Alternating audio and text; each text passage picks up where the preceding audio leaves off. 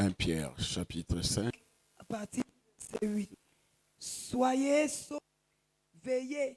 Votre adversaire, le diable, rôde comme un lion rugissant, cherchant qui il dévorera. Résistez-lui avec une foi ferme, sachant que les mêmes souffrances sont imposées à vos frères dans le monde.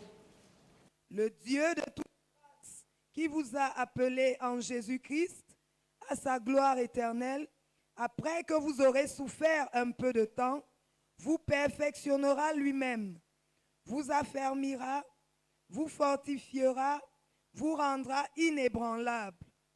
À lui soit la puissance au siècle des siècles. Amen.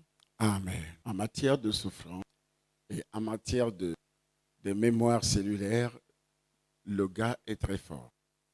Il sait que c'est dans tes cellules que toutes les souffrances, parce que Dieu a commencé par maudire, en commençant par la souffrance. Donc les premières mémoires cellulaires qui ont été enregistrées par les cellules humaines, ces mémoires sont les mémoires de souffrance. Quand il ouvre la bouche pour maudire l'homme, qu'est-ce qu'il dit? Qu'est-ce que Dieu dit? Qui connaît dans le jardin d'Éden? Qu'est-ce que Dieu dit? Quand il maudit l'homme, je parle de l'homme.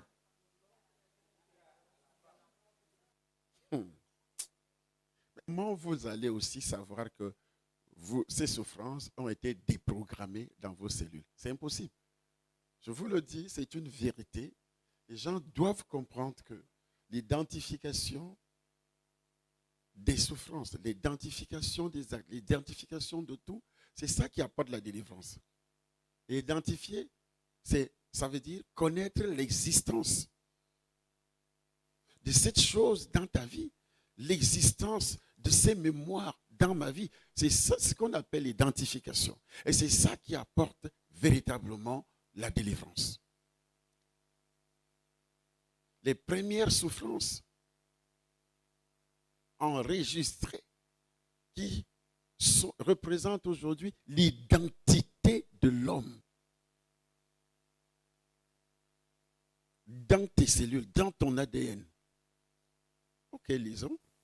Je mettrai inimitié entre toi et la femme, entre ta postérité et la postérité de celle-ci t'écrasera la tête et tu blesseras le talon. Il dit à la femme, c'est le verset 16, j'augmenterai la souffrance de tes grossesses. Et chaque cellule d'une femme porte cette mémoire. Mémoire de souffrance pendant la grossesse. Nous allons revenir là-dessus. Il faut noter ça. Ce n'est pas seulement noter sur le papier, mais identifier que cette mémoire se trouve dans mon sang. Il faudrait que cette mémoire de souffrance soit déprogrammée. Tu enfanteras avec douleur. Ce n'est pas la souffrance. Hein? Il commence avec la femme sur souffrance, la mère de l'humanité, qui doit porter tous les hommes. Il commence par souffrance. Ça veut dire que même les hommes naissent avec les mémoires de souffrance. Ce sont les premières mémoires enregistrées. Alors, il faudrait donc analyser quel type de souffrance qui se trouverait, qui te menace, qui ronge, c'est toi. Tu es en train de souffrir. Un homme est en train de souffrir quelque part. Dieu, quand il ouvre la bouche sur la mère de l'humanité, il commence par le mot souffrance. Donc, les premières mémoires cellulaires enregistrées, les premières mémoires familiales enregistrées sont des mémoires de souffrance. C'est enregistré dans chaque ADN, ce que la science ne peut pas voir. Mais toi, spirituellement, la Bible révèle l'identité de chaque être humain, que c'est une identité de souffrance qui doit donc être déprogrammée. Là, il ne parle pas du démon. Et le démon, comme c'est déjà une carte d'identité pour toi, et le démon doit donc appliquer cette souffrance sur toi. Ça veut dire que même en chassant le démon, les mémoires de souffrance resteront dans tes cellules. Le démon peut partir. Il produit la souffrance dans quel domaine? Il peut partir. Mais tu es un monument de souffrance. Parce qu'on n'a rien fait depuis le début de ta croyance. Tu n'as rien fait. L'homme qui t'enseigne n'a rien fait pour que cette souffrance disparaisse. Quand il parle de la souffrance, il s'adresse à la femme. La femme a une cellule. Ok. L'homme aussi a une cellule. Nous allons lire les souffrances. Continuez à lire les souffrances. Quand il parle de la souffrance au niveau de la grossesse, continue. J'augmenterai la souffrance de tes grossesses. J'augmenterai la souffrance de tes grossesses. Oui. Tu enfanteras avec douleur. Bon, en accouchant, il y aura la souffrance. Oui. Et tes désirs se porteront vers ton mari. Ce n'est pas toujours la souffrance. Hein? Ce n'est pas toujours la souffrance. Ça veut dire que toi, tu es là. Tout ce que tu veux. Étant donné que ce monsieur aussi a des mémoires de souffrance. Tes désirs se porteront vers ton mari. Donc tu dépends de ton mari. Et comme il a aussi des mémoires de souffrance, ces mémoires doivent aussi te faire souffrir. Lorsque tu as besoin de quelque chose, il ne te donne pas. Tu ne souffres pas. Et puis, il peut te donner, mais pas comme tu le veux. Tu souffres toujours. Chaque phrase qui est sortie de la bouche de Dieu conduit irrésistiblement, enregistre automatiquement les mémoires de souffrance dans la cellule de la femme et de l'homme.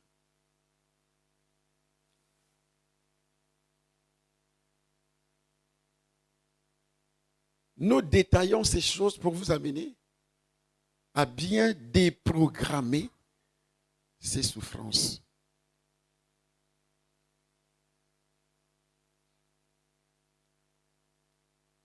Amen. Ok, continuons. Tes désirs se porteront vers ton mari, mais il dominera sur toi. C'est pas la souffrance? Qui peut m'expliquer? Il dominera sur toi. Dans quel domaine? Un homme dans le foyer domine sur la femme. Quand l'homme, qui peut me décrire une femme qui est dominée dans un foyer?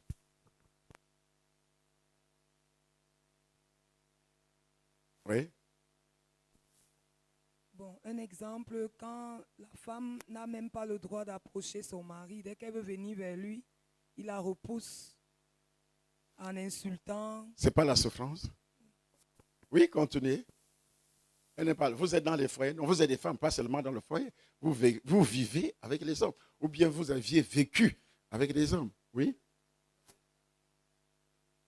La femme ne prend pas la parole librement. L'homme tue la femme.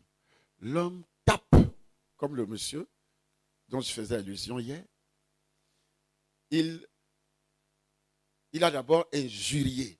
Et pendant, il a déjà branché le fer. Et puis, il a le fer entre ses mains. Il s'approche de la femme. Il donne un coup de tête Boum! Et comme il y a un mur derrière elle, elle ne peut pas fuir. Il y a un obstacle. Et puis, la tête de la femme, par ici, cogne également le mur. Là, elle vient de recevoir 2 coups.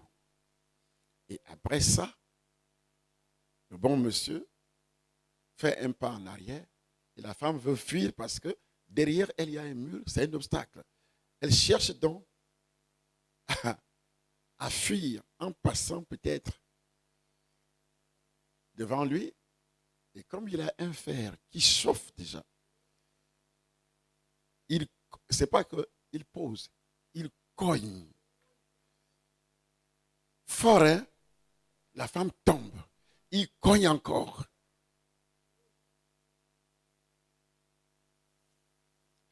Et elle se relève en titubant, en criant. Elle entre dans la chambre parce que la porte est fermée. Et il poursuit la femme. Et bien après, la personne qui filmait, ça doit être un enfant, ou bien je ne sais pas, sort les images des brûlures du fer. Fer est repassé sur les cuisses, sur la poitrine, sur le visage, partout.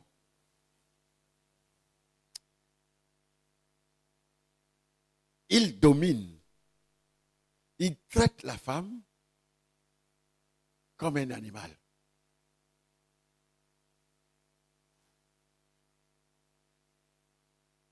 Il traite la femme comment? Comme un animal. La souffrance n'a pas commencé à ce niveau. Pourquoi il maltraite cette femme ainsi? La souffrance au niveau de la nourriture. Parce que la Bible vient de déclarer que les désirs de cette femme, elle veut manger. Elle s'attend que son mari rationne. Mais il y a des hommes dans les foyers ayant de l'argent, mais ils ne rationnent pas suffisamment pour que cette femme mange bien, pour que les enfants mangent bien. Manger bien ici n'est pas seulement le fait de gonfler le ventre avec le foutou ou bien du riz. On prépare une bassine. C'est pourquoi chez nous en Afrique, cette souffrance nous amène à acheter un sac de riz et puis on consomme ce sac de riz chaque jour pendant un mois. Et ce n'est même pas un riz de qualité, le riz des chiens, comme tu le dis. Parce qu'il y a plusieurs types de riz. Il y a un riz qui est réellement déchet, qui ne coûte pas du tout cher. Donc, les enfants qui naissent, il y a garçons dedans, il y a filles dedans. Il y a la souffrance, les mémoires. Les cellules continuent à enregistrer lors de la naissance, lors de la conception, elles ont enregistré cette souffrance, elles continuent à vivre dans la souffrance parce que les cellules, les mémoires, les cellules enregistrent tout ce que tu es en train de vivre. On parle de la violence verbale. Ce n'est pas la souffrance. Ce n'est pas la souffrance. Moi, on m'a enseigné ça dans mes études. La violence verbale. Le mépris en parole. Les insultes. Les insultes. Certains hommes traitent des femmes comme des animaux. C'est pas ça? Une chose. Parfois, la chose même est très utile, plus utile que la femme. Et en Afrique, la femme n'a aucune valeur. Ça a commencé chez Ève. Maintenant, les mémoires familiales, ta grand-mère a été traitée. Arrière, troisième grand-mère. Après, troisième grand-mère. Elle s'était traitée comment? on les jetait dans les trous. D'abord, elles étaient traitées comme des ouvrières. Ce n'est pas des femmes. Les gens épousaient 50 femmes comme une main-d'œuvre bon marché.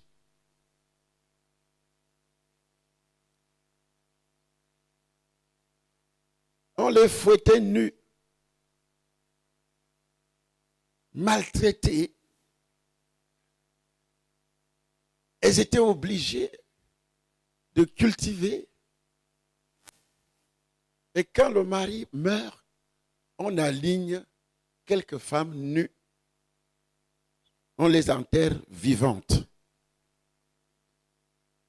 Ces mémoires se trouvent dans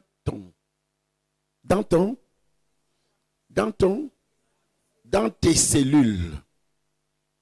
Parce que quand on dit sang, les gens ne comprennent pas. C'est pourquoi j'évite le mot sang depuis le début. Parce que le sang a des cellules. Le sang que vous voyez là, c'est un amas de cellules. Les cellules qui viennent de tous les organes. Et le sang n'a un seul rôle que de les faire circuler.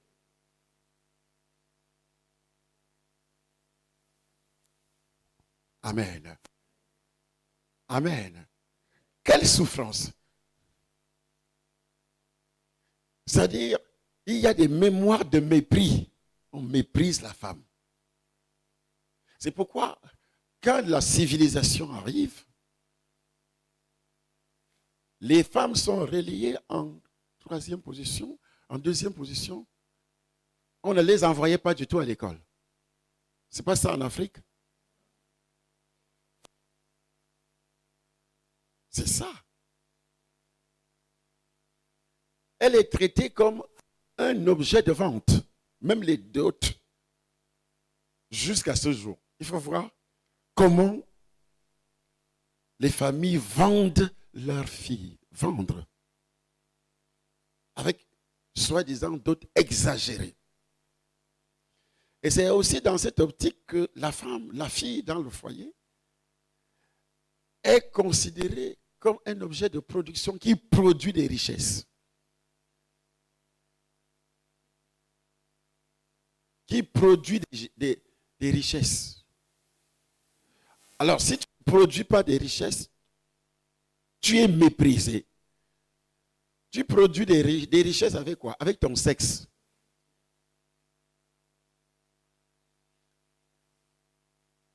Pour les familles africaines, ce sont nos mémoires. Nos filles doivent vendre leur sexe pour avoir beaucoup d'argent. C'est pas ça? Pour nourrir le petit troupeau de papa, tes frères, tes soeurs.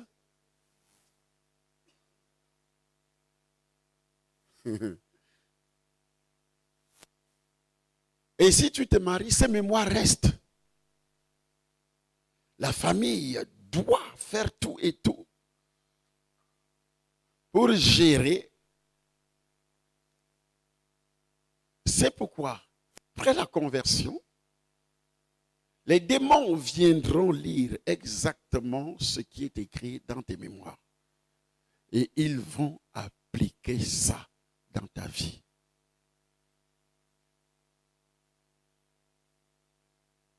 Ça veut dire que si les mémoires ne sont pas déprogrammées, détruites,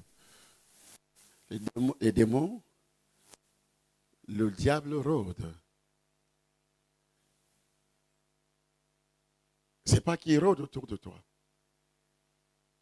Il fouille dans les mémoires. Il le fait par le canal de ton esprit humain. Il passe par là. Parce que c'est aussi un esprit. C'est pourquoi on a toujours besoin du sang. Le sang, c'est une pièce d'identité. On a besoin du sang, pourquoi? Parce que dans le sang, il y a des cellules, il y a l'ADN. L'ADN, donc, c'est une pièce d'identité.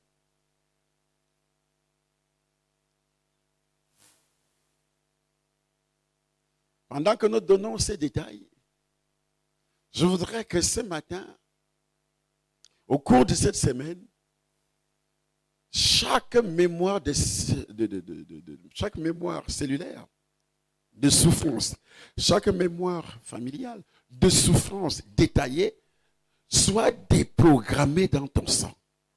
Quand tu vas boire le sang de qui? Le sang des chèvres a des cellules. Mais ce sang ne peut jamais déprogrammer tout ce qui est dans ton sang. Le sang imposé par des féticheurs, le sang imposé par des marabouts, le sang imposé par la tradition, par des coutumes, le sang des animaux, des boucs, le sang d'un être humain n'apporte rien. Le diable, lui, il sait tout simplement que pour que tu sois détruit, la vie est dans le sang. Tout ce que le sorcier peut prendre chez toi en buvant ton sang, c'est ta vie. Il peut abréger ta vie, ton existence, tout simplement, en passant par ton sang. C'est pourquoi le sang est très utile dans le royaume des ténèbres. Quand on dit sang, les cellules. Et ils connaissent, c'est le chrétien qui ne connaît pas l'importance des cellules. Il parle du sang en général. Mais le sorcier, lui, il descend jusqu'à la fondation. C'est pourquoi il a besoin du sang. Parce que dans le sang, c'est aussi un amas de cellules.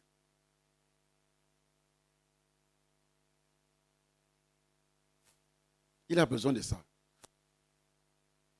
Quand moi j'avais été initié, laissez-moi je revenir dans mon témoignage. Quand j'avais été initié à la magie, à la sorcellerie, prenez ce que vous voulez, au spiritisme, prenez ce que vous voulez. La première demande formulée était verbale, dans la parole. J'ai écrit, c'est-à-dire, je désire être initié. Je désire être quoi? Initié à la magie. Toi aussi, est-ce que tu désires véritablement être délivré des mémoires? Dans la spiritualité, dans le physique, les cellules ont besoin de ces désirs. C'est ça qui va t'encourager à se réveiller très tôt. C'est ça qui va t'amener à programmer le réveil. Puisque je me couche peut-être à minuit, alors je programme mon réveil 5 heures pour que j'arrive tôt à l'église. Parce que j'ai le désir de connaître, j'ai le désir d'être libéré, que mes mémoires cellulaires soient déprogrammées, mes mémoires de souffrance soient déprogrammées. J'avais le désir, un désir ardent. Parce que je suis né dans une famille de souffrance.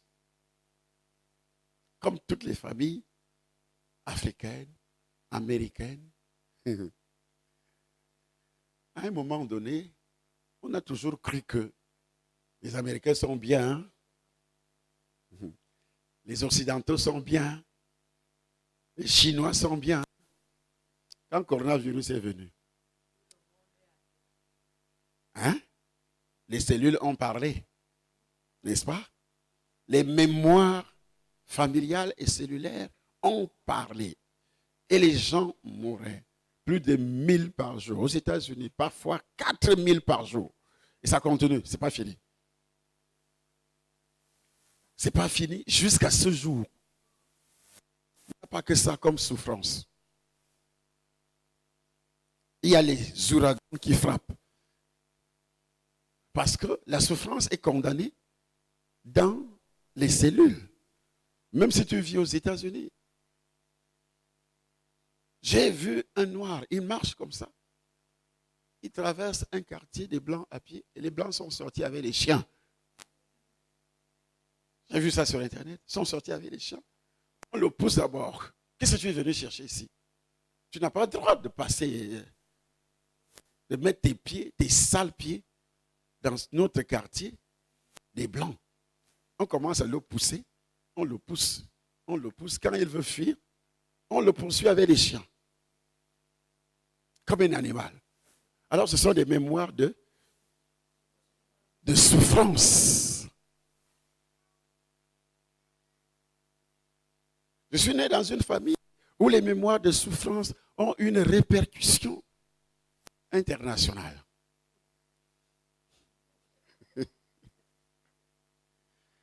Amen. Déjà, j'arrive dans le monde quand mon père ne travaille plus. Un retraité, pauvre retraité. En plus, il a 2 femmes.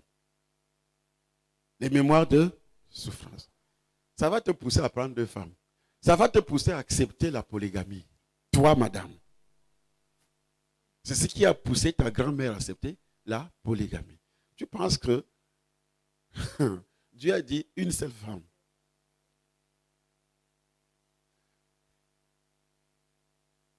Programmée pour souffrir. Jusqu'à présent, il y a des filles qui sont programmées pour souffrir. Elles acceptent la polygamie parce qu'elle a vu que le monsieur a l'argent. Mais elle ne sait pas qu'elle a été programmée. Dans ses cellules, il y a des mémoires de souffrance. Le diable a lu ça. C'est pourquoi la Bible dit, chacun est tenté et amorcé par sa propre convoitise. La convoitise étant conçue enfante quoi? Le péché. Et le péché étant consommé produit quoi? La mort. Ok. Ma mère programmée à la souffrance, c'est sa copine. C'était des enfants, 15-16 ans, qui marchaient ensemble. Ma mère a commencé à accoucher très tôt. Mémoire de souffrance. Toi, tu as commencé à accoucher très tôt. Mémoire de souffrance. L'appareil de reproduction n'était même pas encore. Il y a des filles qui accouchent à 14 ans, 12 ans. Mémoire de souffrance. Madame, une petite fille.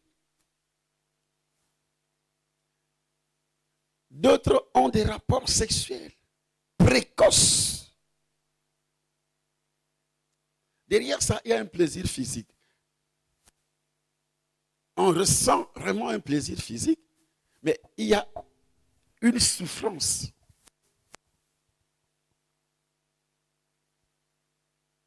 Une chaîne de souffrance qui va s'ébranler. Les infections. À répétition. Tu vas développer une femme qui a eu des rapports sexuels très tôt et une femme qui a des rapports sexuels réguliers avec des multiples personnes développe les maladies sexuelle plus que la femme qui n'a pas été perforée très tôt et qui ne connaît pas aussi une activité sexuelle intense. Quand tu gères déjà, à cause de l'argent, tu gères déjà 4 hommes. Ce n'est pas la souffrance?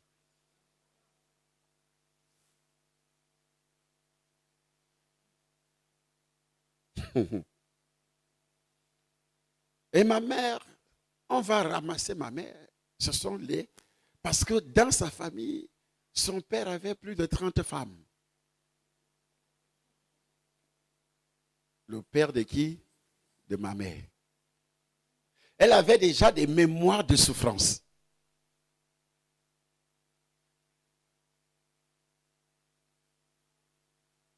Et c'est sa copine, ma grande sœur, de loin, qui était même l'aînée de ma mère, qui est morte cette année-ci, 2020, ici en Colbisson. C'est elle qui drague ma mère, qui fait la cour à ma mère pour mon père. Malédiction plus, souffrance plus, mémoire plus encore. Et chaque personne ici a ce genre de mémoire de polygamie. depuis tes ancêtres. Lève-toi, tu les brises au nom de Jésus-Christ. Ces mémoires de souffrance, il faut te lever, tu les brises. Avant de boire le sang de Jésus, lève-toi, tu commences à les briser. Ça ne va pas te faire souffrir. Toutes ces mémoires doivent être brisées, doivent être détruites par la puissance du Saint-Esprit. Lève-toi, tu les brises, tu les brises, tu les brises, tu les brises, tu les brises, tu les brises, tu les brises, tu les brises. Lève-toi, tu les brises. Par le sang de Jésus, brise-moi ces mémoires à partir d'Adam. À partir d'Adam, brise ces mémoires. À partir d'Adam, brise ces mémoires. À partir d'Ève, brise ces mémoires. Au nom de Jésus-Christ Nazareth, par le sang de Jésus, brise ces mémoires. Le diable n'aura plus, les démons n'auront plus réellement de quoi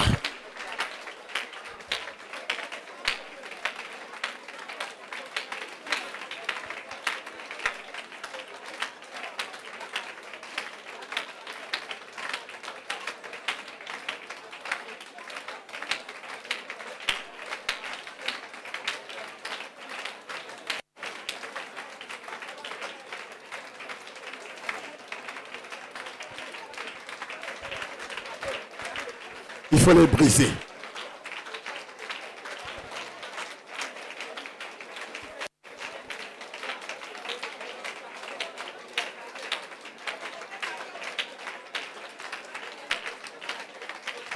Il faut les briser, briser, briser, briser, briser, briser, briser, briser, briser. Il faut les briser. Briser ces mémoires. Brise, brise, brise, brise. Au nom de Jésus. Au nom de Jésus, brise ces mémoires. Au nom de Jésus, brise ces mémoires. Au nom de Jésus, détruis ces mémoires. Anéantis ces mémoires au nom de Jésus-Christ de Nazareth. Les mémoires de polygamie, les mémoires de souffrance, les mémoires de polygamie. Brise, brise, brise, brise, brise, brise, brise, brise. Au nom de Jésus-Christ. Chaque cellule de ton corps, chaque cellule du corps de ma mère, avant sa mort, s'identifie aux cellules de sa mère qui aurait vécu dans la polygamie, dans une souffrance extrême. En venant dans le monde, elle ne se rendait pas compte qu'elle était conduite par une force, cette force cellulaire venant de sa mère. Et sa mère aussi aurait vécu les mêmes choses parce que c'était auparavant, c'est la civilisation qui a essayé d'éradiquer cette histoire de polygamie.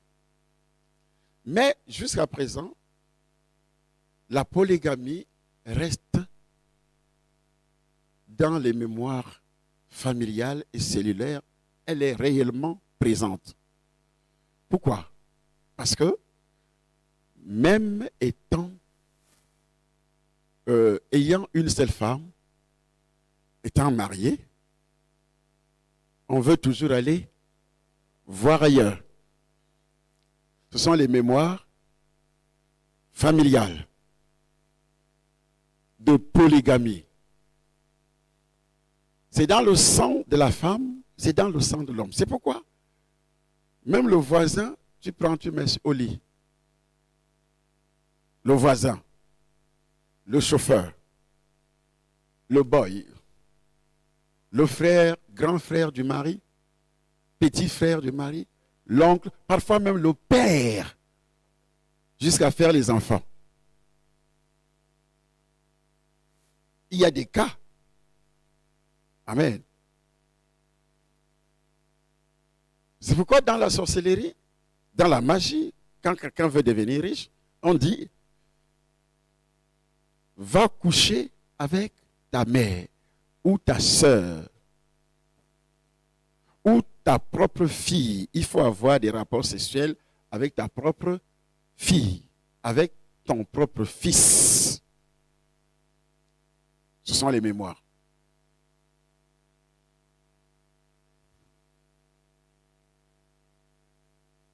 Pourquoi rapport sexuel? Parce que il faut que ça soit enregistré dans tes cellules.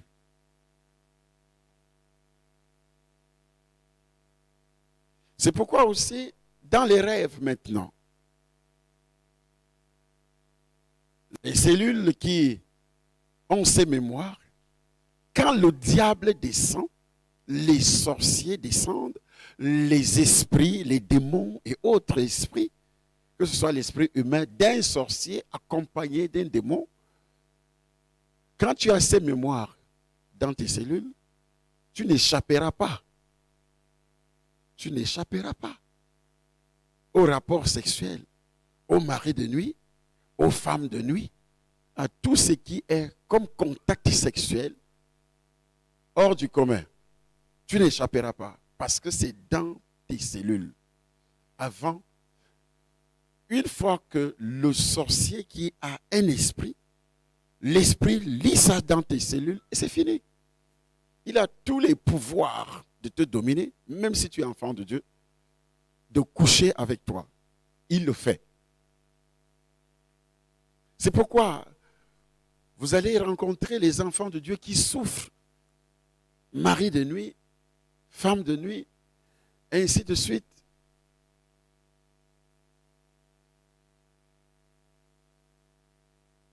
La sorcellerie est dans tes cellules. C'est pourquoi on parlera de la sorcellerie inconsciente, parce que ce sont des mémoires. C'est dans tes cellules. Ton ADN, c'est l'ADN de sorcellerie.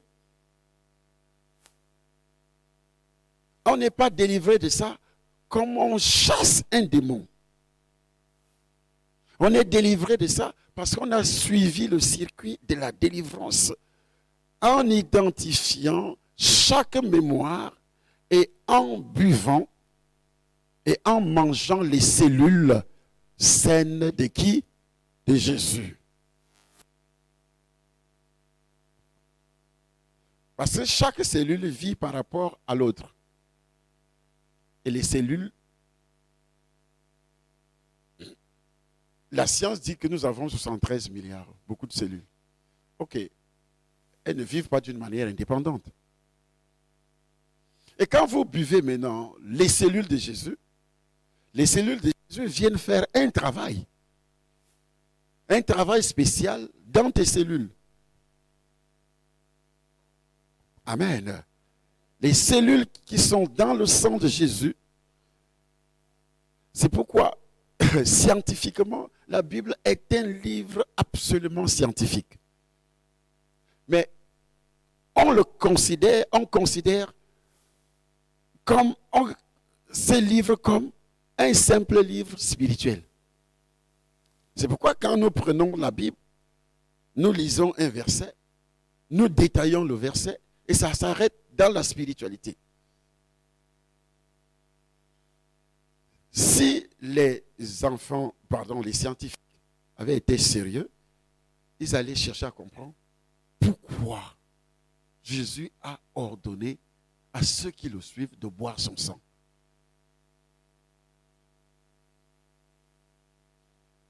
Et quel est le miracle qui se produit lorsqu'on prie sur le jus de raisin? Ça veut dire que le jus de raisin a des cellules végétales. Mais il y a un miracle qui se produit lorsqu'on prie et ça devient, et à l'instant même, ce ne sont plus des cellules végétales, ça devient les cellules humaines. Et pas n'importe quelle cellule. C'est là qu'intervient la spiritualité. Amen. Qui change les cellules végétales en cellules humaines.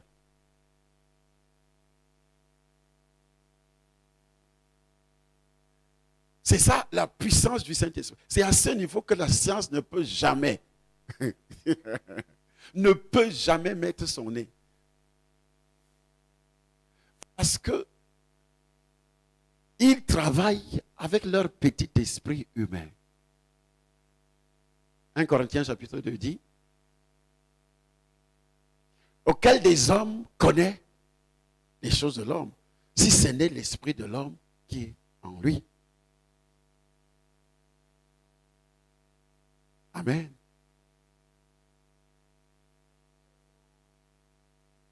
N'étant pas spirituels, ils ne peuvent pas comprendre. Mais ce qui est beaucoup plus étonnant, il fallait que les pasteurs maîtrisent aussi. Parce que le raisin, c'est un petit arbuste. Donc, un arbre. OK. Comment les cellules végétales? Jésus-Christ dit quoi? Voici mon sang. Mais il n'a pas fait couler son sang dans un verre. Qu'est-ce qu'il avait entre les mains? Le jus des raisins, le fruit de la vigne. Et il appelle ça son sang. Mais cet homme-là, il dérègle. Il n'est pas normal. Ça, c'est le scientifique qui raisonne de cette façon. Vous me suivez? C'est pourquoi il est difficile à ces derniers de croire, de comprendre les choses de Dieu. Nous lisons 1 Corinthiens chapitre 2. 1 Corinthiens chapitre 2, verset 11. Lequel des hommes, en effet, connaît les choses de l'homme, si ce n'est l'esprit de l'homme? Les choses de l'homme fouillent à ce niveau-là. Ça, c'est le raisin. Ça, c'est la science. Hein? C'est le raisin. 1 plus 2 égale 3. Ça s'arrête là. Point. Ça, c'est l'homme. Et il te dira qu'il est intellectuel. Il te dira, ne va pas là-bas, ce sont des va-nu-pieds, ne connaissent rien. Mais c'est lui-même qui est le plus va-nu-pied. Oui. Lequel des hommes, en effet, connaît les choses de l'homme, si ce n'est l'esprit de l'homme qui est en lui? Qui est en lui.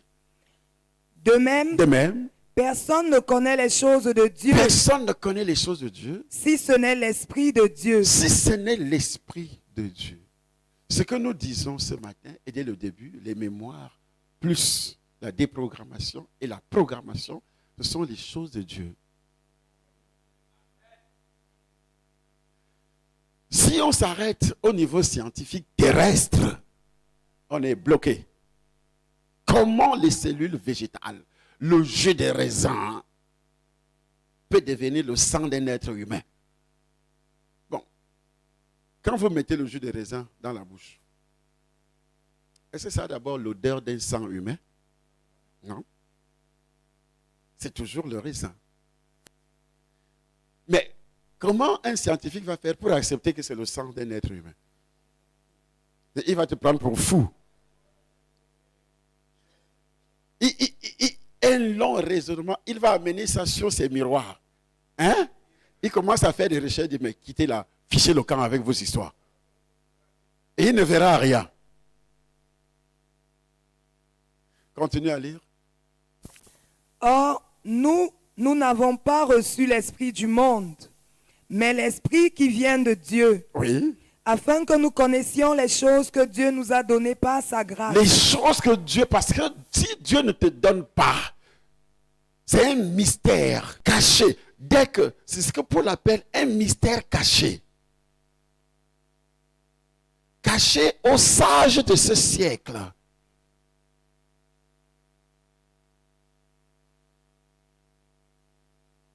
Oui. Et nous en parlons. Et nous en parlons. Non avec des discours qu'enseignent les humains. Donc, je n'enseigne pas comme un scientifique du monde. Vous me suivez? Les discours qu'enseigne la sagesse humaine. Oui. Mais avec ce qu'enseigne l'esprit. Ce qu'enseigne l'esprit qui aurait créé les cellules de chaque être humain depuis Adam jusqu'à nos jours. Là, je parle de ça parce que c'est Dieu qui m'a donné la sagesse et l'intelligence. Ok. Côté spirituel, Dieu me révèle que voici le jus de raisin peut devenir le sang d'un être humain. Et pas n'importe quel être humain. Ce être humain, C'est Dieu qui est descendu du ciel. Et alors, revenons sur cette histoire. La parole de Dieu s'est faite chair.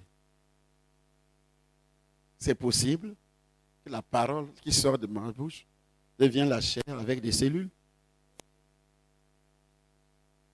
Un mystère. Pour les scientifiques, Dieu n'existe pas.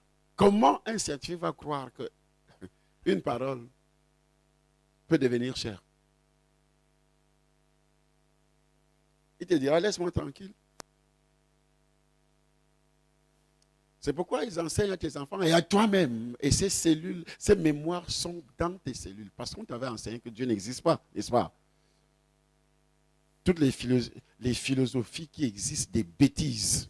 C'est pourquoi la Bible avertit, prenez garde que personne ne fasse de vous sa proie par la philosophie, par une vaine tromperie, s'appuyant sur les rudiments du monde. Cette science-là, ce sont des rudiments du monde, les traditions du monde. Et il ajoute, et non sur Christ. Faites attention. Amen.